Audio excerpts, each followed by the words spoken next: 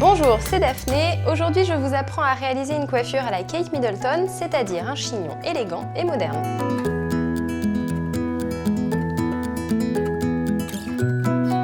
On va commencer la réalisation de ce chignon à la Kate Middleton par un crêpage pour apporter un petit peu de volume à ce niveau-là, donc vraiment au-dessus de la tête. Pour crêper, vous pouvez utiliser une brosse à picot en plastique comme celle-là. Ça assure un crêpage beaucoup plus doux qu'avec un peigne. Alors, on va commencer le crêpage par une mèche de cheveux prise vraiment sur le sommet du crâne. On ne prend pas une mèche qui soit trop épaisse parce que sinon le crêpage ne prend pas, donc on prend une mèche qui fait à peu près 1 à 2 cm d'épaisseur. Et on va placer la brosse un petit peu au-dessus des racines, on tire sur la mèche, on descend la brosse tout en tirant et on refait ça plusieurs fois de suite. Pour que votre crêpage tienne bien, je vous conseille de laquer.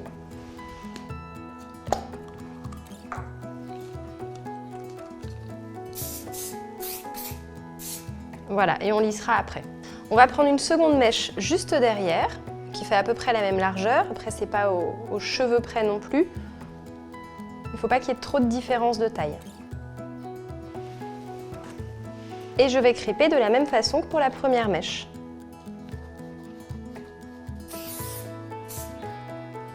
Donc on va prendre une troisième mèche juste en dessous, et ça sera la dernière. Normalement, ça suffira pour créer le volume nécessaire.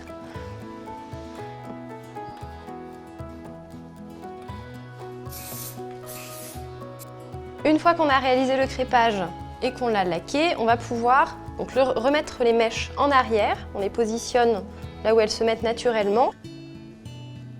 On va maintenant lisser notre crêpage. Pour ça, on a besoin de lac et d'une brosse, si possible avec des poils de sanglier parce que ça lisse de façon beaucoup plus douce. Donc on va d'abord laquer l'ensemble du crêpage. Alors ne mettez pas la bombe de lac trop près d'ailleurs de votre cuir chevelu pour éviter que ça cartonne vos cheveux. Et ensuite, on va lisser le crêpage. On va vraiment lisser le dessus seulement avec la brosse de façon très légère.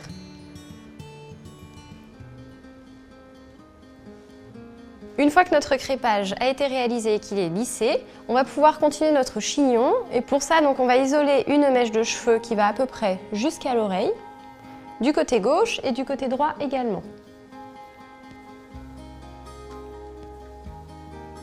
On va avoir besoin d'un élastique pour la suite de la coiffure, un élastique comme celui-ci. Donc on laisse bien les deux mèches qui vont devant les oreilles sur le côté et on va réaliser une queue de cheval basse en faisant bien attention de ne pas écraser notre crêpage. On serre bien l'élastique et là, on va le descendre légèrement. On fait un trou juste au-dessus avec les pouces et les index et on passe les longueurs à l'intérieur du trou qu'on vient de créer, puis on resserre la queue de cheval. On va ensuite séparer la queue de cheval en deux parties à peu près égales. On prend une première partie, alors là je commence par celle de droite mais c'est comme vous voulez, vous pouvez commencer par celle de gauche si vous préférez ou si vous êtes gauchère. Je la torsade légèrement, cette mèche, et je vais la placer au-dessus et faire en sorte que la pointe aille au niveau du creux qui s'est formé quand j'ai fait ma queue de cheval. Donc de cette façon. Pour fixer cette mèche, on va utiliser une grande épingle comme celle-ci. Et on va venir s'accrocher au volume donc, qui a été créé par la queue de cheval pour passer par-dessus la mèche qu'on veut fixer. Le but étant de la laisser à plat le plus possible. Je mets ensuite une seconde épingle pour être certaine qu'elle soit bien fixée. Et je vais faire exactement la même chose avec ma seconde queue de cheval. Je la torsade et je fais en sorte que la pointe aille au niveau du creux qui est juste au-dessus.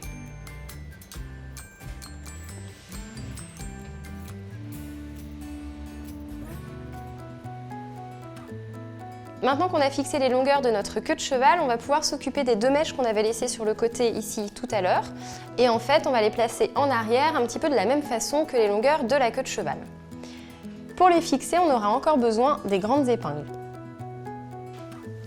Donc je prends la première mèche, je vais la placer en arrière et je vais essayer de bien la lisser. Je vous conseille de laquer légèrement. Et ensuite, on brosse pour la placer en arrière. Et là, je vais venir la positionner au-dessus du volume que j'ai créé en fixant les longueurs de ma queue de cheval tout à l'heure. De cette façon, on va la fixer dans un premier temps au niveau un petit peu avant la pointe. Donc toujours avec les mêmes épingles, avec celle-là.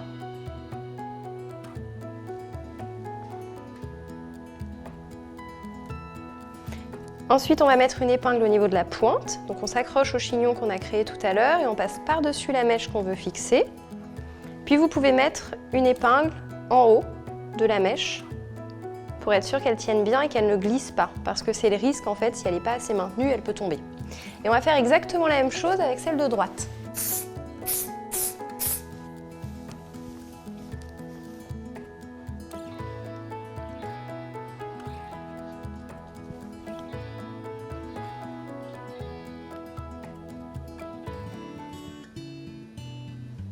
Maintenant qu'on a fixé notre chignon et que tout est bien maintenu, on va pouvoir peaufiner celui-ci en cachant par exemple les petites mèches qui sont au niveau de la nuque. Pour ça, on va avoir besoin de petites épingles comme celle-là.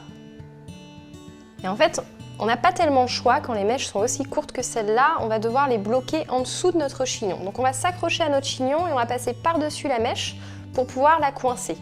Donc je la place sous les cheveux qui sont là, donc vraiment sous le chignon. Je m'accroche très légèrement à mon chignon, je fais attention de ne pas trop tirer dessus pour ne pas le défaire surtout, et je passe par-dessus la petite mèche. Je vais faire exactement la même chose de l'autre côté.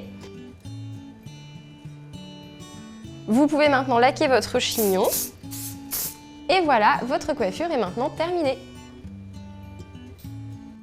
J'espère que cette coiffure vous a plu et que mes conseils étaient clairs. Surtout, n'hésitez pas à vous abonner à la chaîne Elle, et nous on se retrouve très vite pour de nouvelles astuces capillaires. À bientôt!